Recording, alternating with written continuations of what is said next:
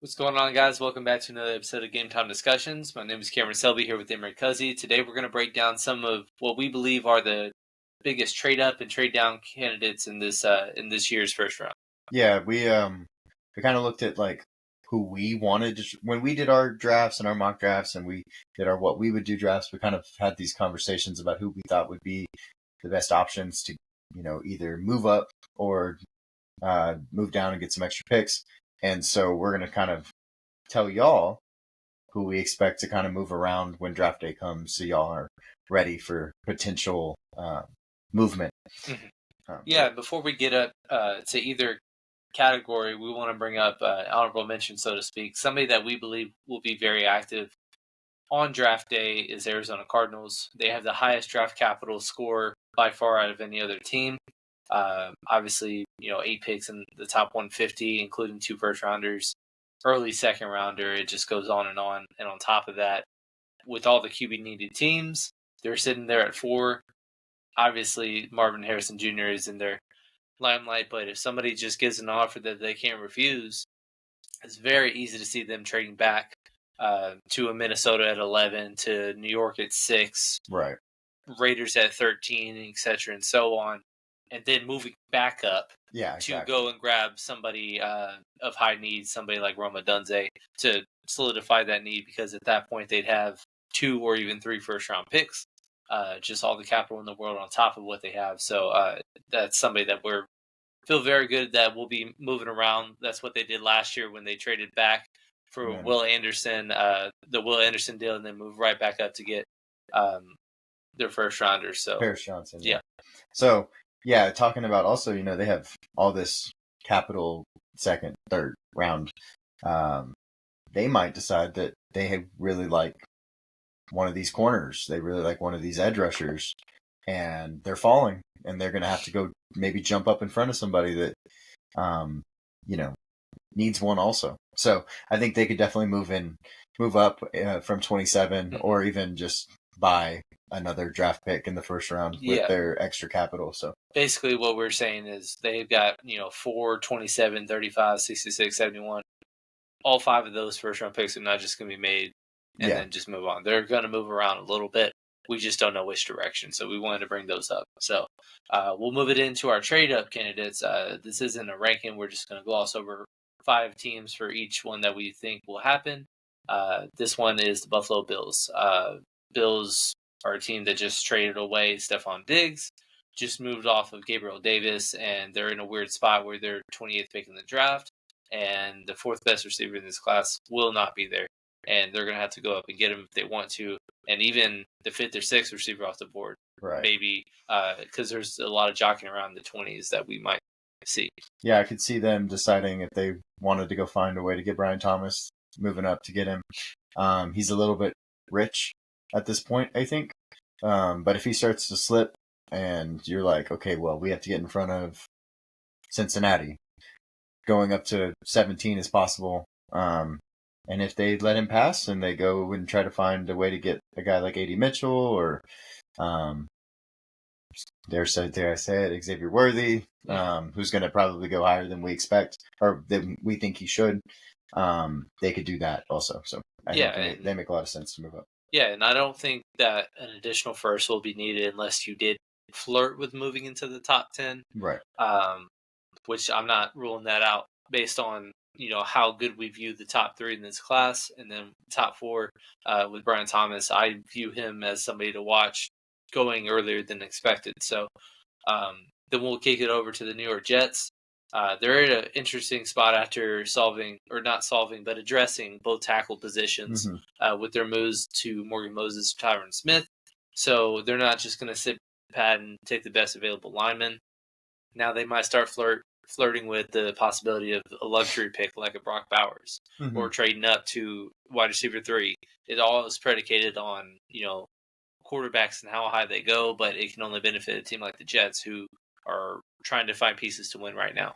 So the problem with the Jets is they're at a position where, if you look at our big board and who we think, all the guys that they would want will be gone. If we were drafting, most likely, the top 8 guys are the guys they want, and then it turns into a bunch of defensive players, they're probably going to have to move up to get one of those guys unless, we get extra quarterbacks in there or a defensive player to Atlanta like we might expect. But, Brock Bowers, a team might jump in front of them to get Brock Bowers. Rome won't be there unless they move up. So it's just one of those things where if they have a player on their board that they want and they play those positions, they're going to have to go and get them. Yeah, and it won't cost a ton. Obviously, they don't have a second round pick this year, but they have future draft picks, and it won't require an additional first rounder to move up to say 7, where Tennessee's fine with moving back, or Atlanta, or a team like that. But one thing, like you said, I don't anticipate any of the top 3 receivers being there, and the only person that has a chance to fall to them is Brock Bowers. But you could very well see somebody move up and be aggressive for him with as talented as they are. Mm-hmm. Jumping over to the Cincinnati Bengals, we've talked about them in our drafts moving up already. So in our mock drafts, we see them trying to move up and possibly get wide receiver. If they do, as we think, they probably won't have T. Higgins on the roster middle of this draft or prior to it, because they're trade for draft picks and things like that. So moving up to get a guy like Brian Thomas. Maybe they go tight end. Maybe Brock Bowers falls to 12, 13, 15, and you want to get in front of Indianapolis, jump in front of them. So there's some options there for why they would move up. Yeah, with their first pick, it's kind of more predicated on, like you said, the T. Higgins move, if and when that happens. If it doesn't end up happening, that doesn't necessarily rule out them doing moves up. I mean, they have multiple third-round picks, multiple fourth-round picks, and, a few different needs. Mm-hmm. They've kind of had a little bit thinner talent with some losses, and there's a lot of defensive linemen that would be available in the early or high 30s, early 40s, and if they want to make a move for that or wait for the second round for their wide receiver, we like a lot of people fitting there, and fun ideas that we have where T. Higgins, for example, if they do trade him away, at the very minimum, they're going to get a second round pick for him. Right. So that's just another asset to entice you to move up to get whoever you may be. And, I still am in love with the Brian Thomas move if they did go that route. But it's somebody that we had to mention for sure.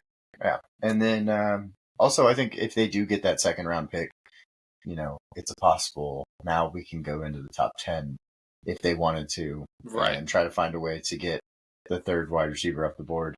I don't see that happening because that would be a pretty big move, and they'd probably have to give up multiple seconds. Maybe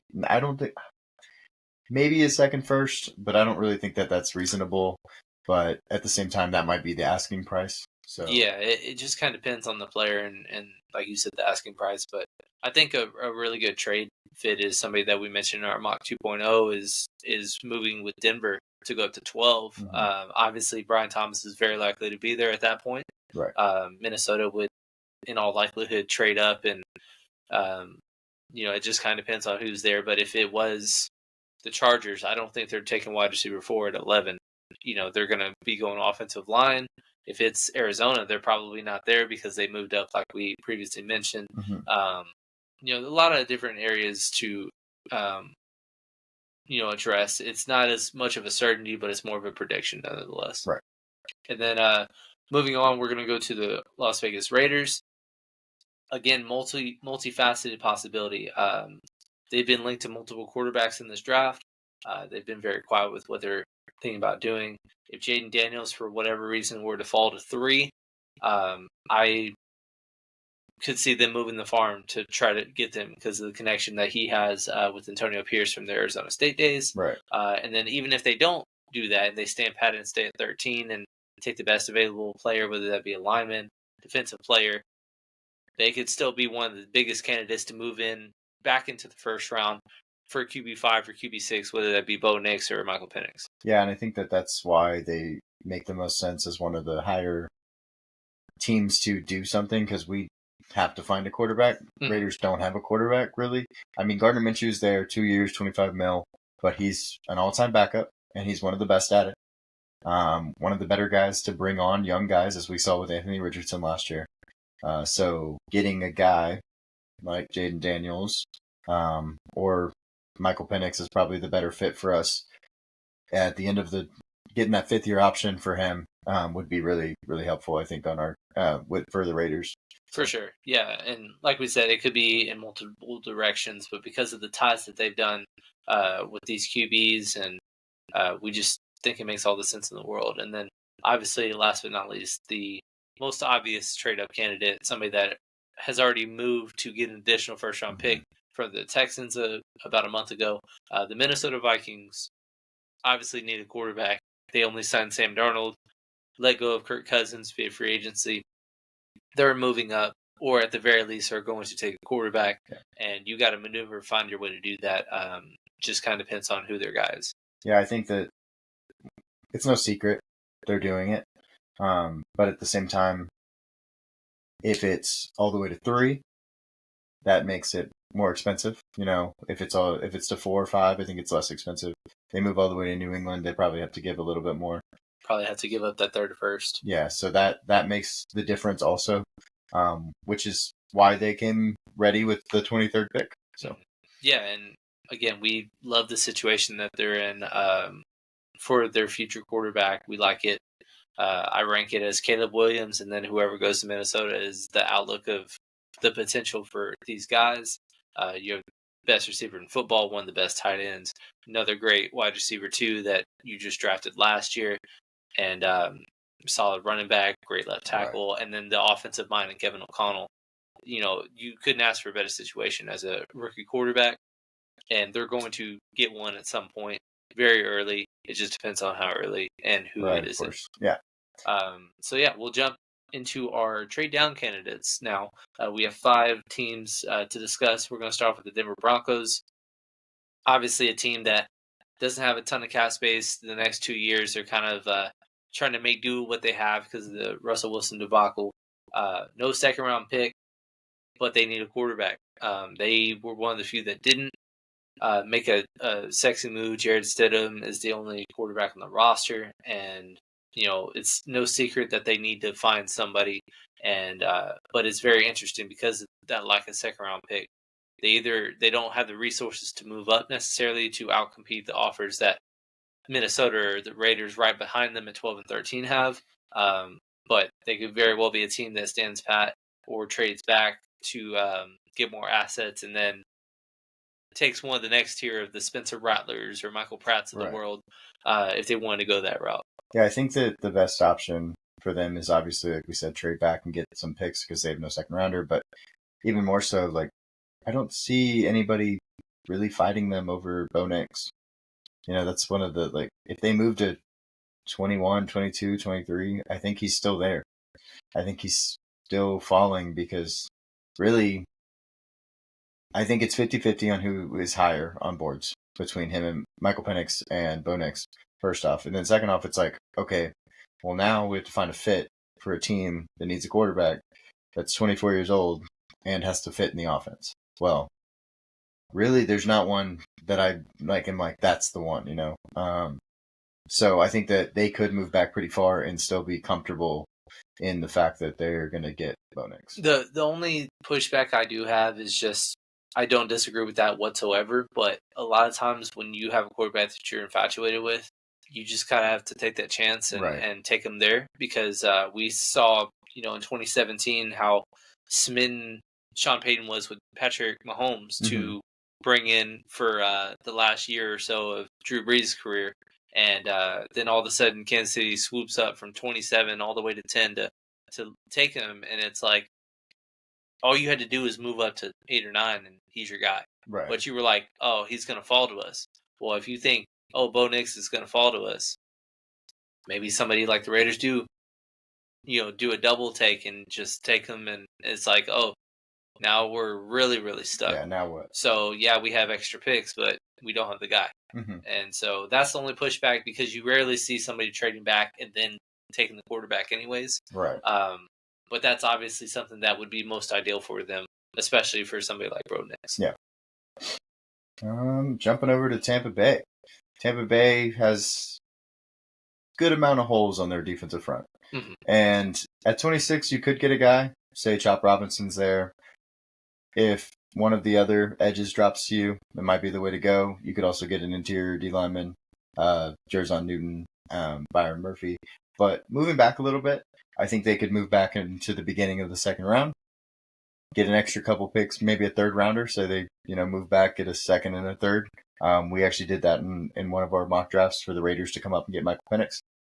Then they get a couple guys, and there's a lot of really good players in that range still. So I think it makes sense for that reason. Yeah, this is one of the few teams that it's more of a projection or an idea rather than, they don't have picks. They have picks. They have one in every round. Right. It's just, if you look at them right now, dead last in cap space, it's not going to get a whole lot better going forward, and you do have a lot of holes. Mm-hmm. So it's just accumulating picks when you do have a lot of holes is you help build out your roster, especially when you're cap constrained. And it's something that we would do if we were the GMs of their team. And that's just why we wanted to put them on the list, because we think it'd be a good idea for them. And picking, Chop Robinson versus Darius Robinson in the second round is not too big of a difference in our eyes. So it just makes more sense based on the roster that they have. Yeah, absolutely. And then speaking of teams that do need picks, you look at the Miami Dolphins, who they do have a first and second, but nothing after that, essentially. 2 picks in the top 150.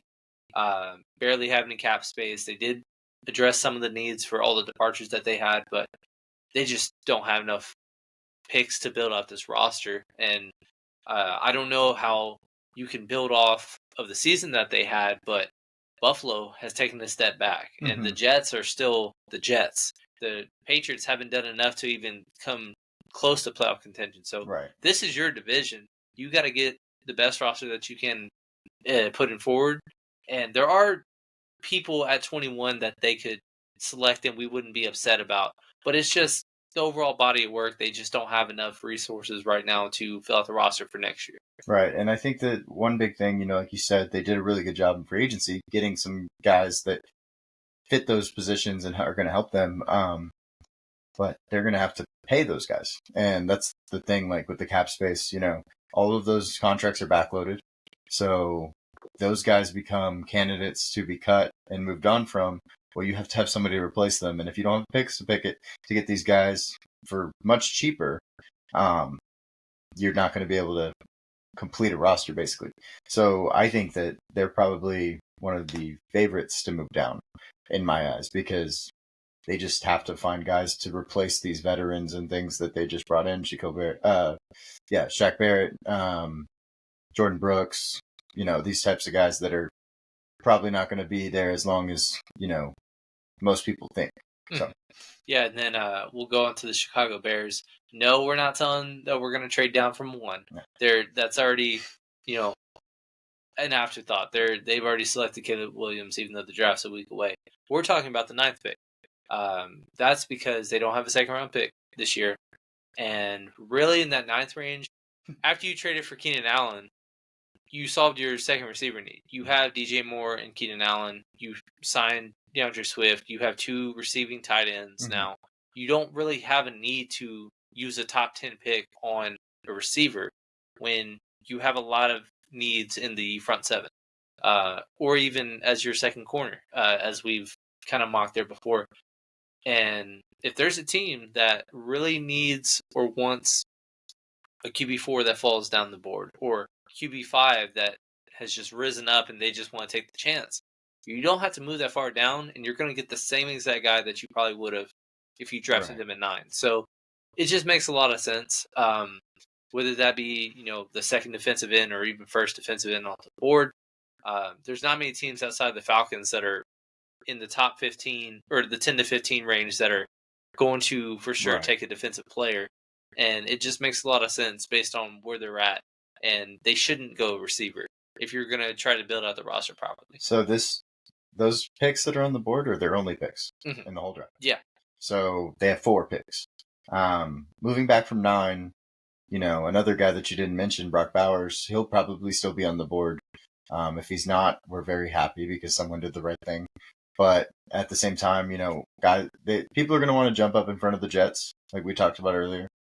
And not just that, like whoever trades Minnesota, because we know Minnesota's moving up. Whoever trades Minnesota will also dictate what kind of plan Chicago will have. Because if New England trades back, well, teams are going to be like, hey, they're going to go for quarterback. And we move up, if you're the Broncos and you move up 3 spots, then all of a sudden you're getting Bo Nix. Even though you're probably not getting him where you want to get him, you're still getting your guy, like we talked about earlier. Or if it's the Chargers, we expect them to, want wide receiver, want these types of things. So kind of the game plan from there and how far back you need to trade back. I think 9 could be a spot where Brock Bowers could be traded for. I know that we talk about quarterback being important, but sometimes when you have such a good talent, people want to come get them. And I actually saw a mock of the Colts jumping up to 9. So I like that a lot. That would be really solid in our eyes. And Chicago, you trade down. Yeah, you probably don't get Dallas Turner. You probably don't get Quinton Mitchell, but you can still probably get Jared Verse. Right. And he's going to step in right away and be a great complement to Sweat that you brought in at the trade deadline. Yeah, so, absolutely. And then last but not least, the Los Angeles Chargers. This is primarily based on if Marvin Harrison isn't there, like he shouldn't be. But if for some reason quarterbacks don't go 1 through 4, like some expect, and Minnesota is the one that comes calling to you, we've heard how much that Jim Harbaugh wants to build this through the trenches. And while Marvin Harrison is too good to pass up, I bet you he's hoping that they're the team that trades back. Yeah, we talked about it. He really boosted his quarterback, JJ McCarthy, in the pro day and in the combine and stuff, saying he's had best pro day workout I've ever seen, all these things. It's all a ploy. It's him trying to get people to want to move to him and trade his pick for JJ, which is a win-win. JJ's his quarterback, goes in the top 5, and he gets all the picks he wants. So, yeah, I think this makes a lot of sense. There's 3 teams we can talk about possibly moving back. Arizona, we've already talked about. New England, if that's really what people want to do. But the Chargers, to us, make the most sense just because Marvin Harrison Jr. is too good to pass up at 4. So. Yeah, and then with the Cardinals, like we said, if they do move back, they're going to be aggressive to continue to get a receiver. They obviously need a receiver. They should just stay pat. But if they don't, that's kind of the direction they're going. I think the Chargers are just like, well, we'll take them. Yeah. But we want to go another direction. And so that's why we like the trade back. In our second mock, we have them trading back to 11 for Minnesota and selecting a tackle. That's exactly how they would view an A+ draft. And then they would have the 23rd pick. And then they can do whatever they want with it. They had the first start of the draft exactly how they want. They can go wide receiver. They can go and move back up, considering they have all these picks. So if they were like, hey, Brian Thomas is falling, we can just from 23 we can jump back up, things like that. So it gives them a lot of flexibility. So I think it makes a lot of sense. But yeah. So with that being said, guys, that's a quick breakdown of the trade candidates that we might see be active come the draft next Thursday. We appreciate y'all tuning in. Please like, subscribe, comment, do all the things that you do that makes us so great, and keep on building this community like we want to. Yeah, we really appreciate y'all being with us, and we're going to be putting out as many videos as we can before the draft, and then we're going to be live streaming it so that we can talk through every pick and kind of go over like what we think it's a good fit, bad fit, if it's too high or too low for the player. So that's kind of, that's exciting because we haven't done that yet. We haven't done a live stream yet. But it's going to be first one. It's going to be awesome. So. Yeah. And as we're prepping for the draft, please go check out our positional rankings. We just broke down our top 50 prospects that we'll be putting out, and just get yourself ready. It's draft weekend. Everybody is 0-0, and it's only optimism from here. So that's why it's so exciting. It's the funnest time of the year to talk about with all this nonsense. Yep. Can't wait for the Bears to pick Caleb Williams. Yeah. So, all right. Y'all have a good one. Take care, guys. Appreciate it.